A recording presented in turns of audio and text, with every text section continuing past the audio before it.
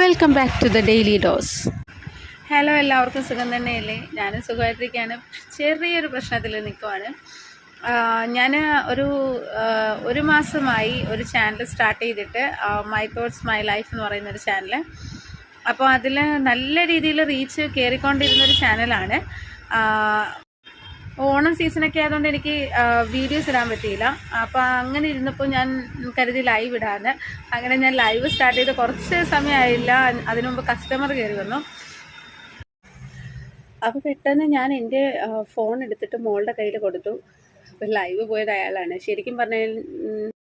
ശരിക്കും പറഞ്ഞാൽ നമ്മുടെ യൂട്യൂബിൻ്റെ ടേംസ് ആൻഡ് കണ്ടീഷൻസിൽ കുറേ കാര്യങ്ങൾ പറഞ്ഞിട്ടുണ്ട്.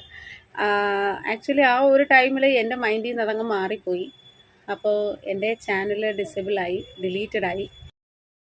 എൻ്റെ ഗൂഗിൾ അക്കൗണ്ട് തന്നെ ഇല്ലാതായി. അങ്ങനെ പിന്നെ ഞാൻ രണ്ടാമതിപ്പം വീണ്ടും സ്റ്റാർട്ട് ചെയ്തൊരു ചാനലാണിത്.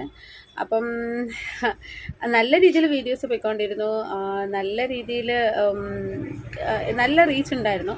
അപ്പോൾ നല്ലൊരു വിഷമമുണ്ട് അതിൽ. അപ്പോൾ ആർക്കും ഇനി ഇങ്ങനെയൊന്നും സംഭവിക്കരുത്. ചാനൽ